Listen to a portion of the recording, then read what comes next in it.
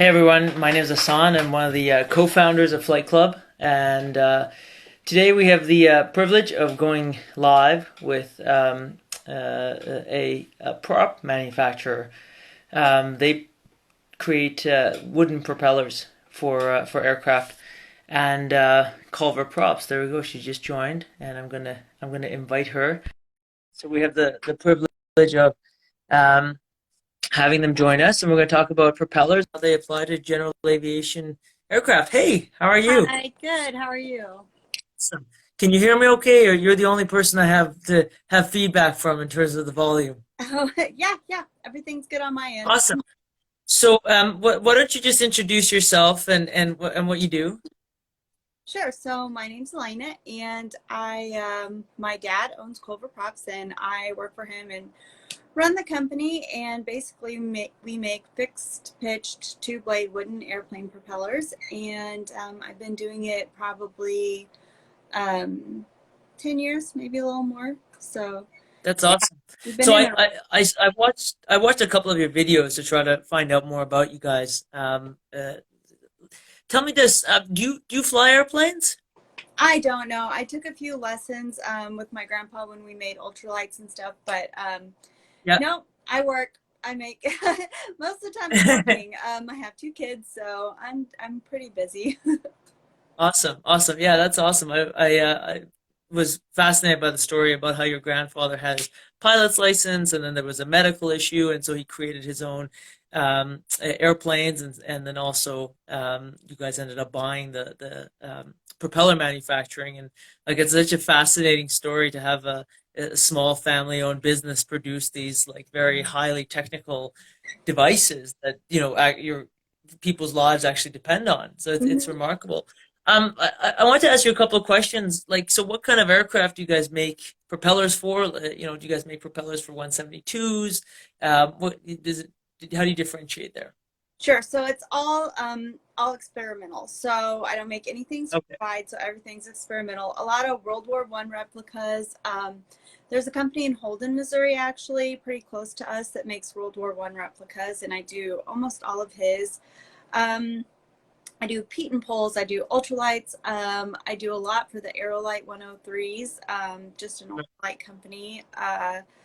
Do a lot for Kolb's, Quicksilvers, anything that would have like a Rotax 503, or um, I do a lot for some Hats biplanes. They're one of my favorites. Hmm. But the Pete and Pole with the Corvair is also very popular. So basically, and I mean, so basically home builds and ultralights. Right. Right. Yeah, that's awesome. So what's like the maximum RPM that your propellers would go up to? Is it any different than what it would be on other like GA non-home built aircraft? So the RPM isn't as much of a factor. I generally go by horsepower. So Mhm. I think like 250 is about what I built for.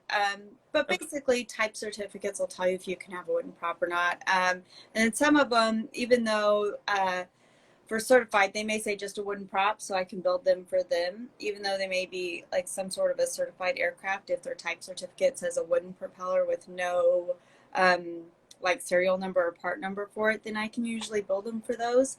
Um, but usually I'm not really restricted very much on that kind of stuff. Cool, cool.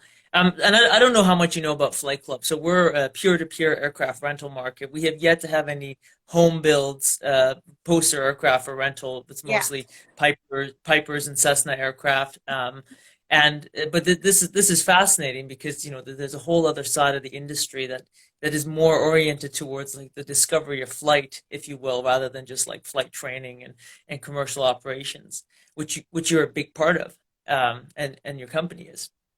Yeah. And Um, there's not very many of them on Instagram. I was actually just talking to Fly Alyssa about that yesterday. I said, there's not a whole lot of that on Instagram. A lot of it is geared more towards what you guys are doing. And I was like, so I kind of have not a disconnect, but it's always so weird to watch everything on Instagram, and it's really not none of the world that I know about as far as aviation yeah, goes. yeah, yeah. I mean, ultralight flying and home builds is not that's not as sexy, but it's amazing because you're flying airplanes and you're very you're like liberated almost, right? Mhm. You're in the air, and you're doing you're having the experience of flying without all the sort of mechanical and technical encumbrances that come with when you got bigger, faster, more complex aircraft.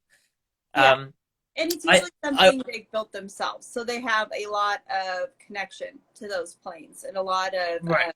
hours involved in it and a lot of pride when they fly them because, they built it from the ground up. So they have a lot of character. I love that about it. Yeah, that's for sure. So, okay, I watched the video, and I encourage other people who are viewing this to go and watch. It's fascinating how you guys make these propellers and the process that you go through. And also, I'm very impressed that you're able to lift those massive things. I might have a hard time lifting them out of the press and moving them over to the bandsaw. But how long does it take you on average, assuming you don't screw up and have to start over again, to Mhm. make a propeller? It takes me about 6 days start to finish. So, the first day I cut it out and glue it up. Then the second, it has to stay in the press for 14 hours. So, that's pretty time consuming. The next day I'll cut it in the lathe, and then the next day I'll sand it, and then it usually takes 2, 3 coats of varnish. Cool, cool. And thank goodness for those who don't know, Elena's grandmother helps her with some of the other tasks that are not as technical but still very necessary. So thank goodness for grandma Yeah. and her help. That was awesome. As I was watching this video, I was like, this is so cool. Um, I guess are there any advantages to wooden propellers versus metal propellers Oh in yeah. your mind? Yeah, absolutely. And one of the things is my props. So a 72-inch propeller is going to weigh 9 to 10 pounds, as opposed to a metal prop that may weigh like 20 pounds. So if you're trying Wow. to save weight on the nose of your aircraft, sometimes wood is a better option. Another really good one is that if you are ever in any kind of accident where you nose over, a wooden propeller will break and usually save your crankshaft. So, um, won't bend your crankshaft most of the time if you use a wood prop. Um, they're generally cheaper, of course, so that can be a benefit. So yeah, But there's these are probably custom propellers. Like yeah. these are custom propellers that you're producing, Mm-hmm. and like what would the cost of a propeller that takes you 6 days, assuming you get it right on the first go, takes you 6 days? Like what would the cost of a average custom wooden propeller that Culver makes cost? Something like a 60-inch usually costs about 500, and then something that goes on like a Lycoming or a Continental is going to be around 12.95 right in there. Okay, okay, that's less than I would have thought, so that's cool.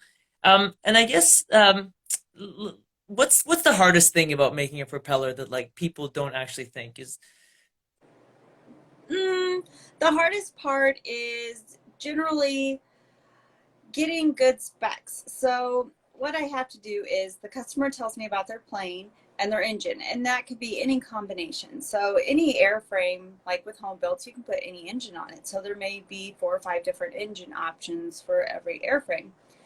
So then you have to take that, and sometimes it hasn't been done before. So the expectations of the plane aren't specifically known yet. And the cruising Mhm. RPM and mile per hour are the things that I use to decide the pitch. So on combinations that haven't been done before, we're kind of guessing. So that's generally my hardest thing is that I also deal with a lot of, um, different oddities, stuff like that. So people say, well, I don't know. I haven't flown it yet. Well, and especially with home builds, it's like, well, did you put all the extra goodies on it? Is it, how heavy is it? Is it, the one guy will do bare bones and one guy will put Right. all the gadgets on it. And so his plane's going to weigh a lot more. And some people have a shorter runway, so they want better takeoff. So I have to drop the pitch for them. So Right. understanding their project and understanding their expectations and then making that prop work and discerning whether or not the numbers they gave me are legit. Yeah, A lot of people that's are fascinating. excited about their project, and sometimes they'll look on the specifications of the manufacturer's website and say, well, they say it's going to go 115. Yes, but you picked an engine that has less horsepower than the specifications on the Right. website were, you know, came up with. Yeah. So going Right. through all that, basically the foundation, everything after that's you know, just That's fascinating. I never actually thought that I mean, obviously you can, but when you're making a custom built propeller, that you can have a coarser or finer pitch to adjust for, how long the runway is that you would ordinarily fly out of. Like that's, or if your mission profile is lots of crews, you don't have runway restrictions, like you might want a different pitch propeller. But that's so interesting, and thank you so much for your time. We're going to download this. We're going to post this onto YouTube as well. And hopefully our viewers will visit your website. There's a lot of aviation enthusiasts. We've got 200 pilots on our platform right now, and lots more followers on Instagram. And so hopefully, as that goes on, at least the amazing work that you and your family are doing will be available to those on the internet. oh, So thank thanks you. again for your time. Well, you're And if you welcome. have any questions for us, I'd be happy to take them, or um, we're always available. Well, I'm looking forward to watching your business grow and keeping an eye on you. So I'm excited. Sounds good. Awesome. Take care. All right. Thanks, Elena. Bye. Bye.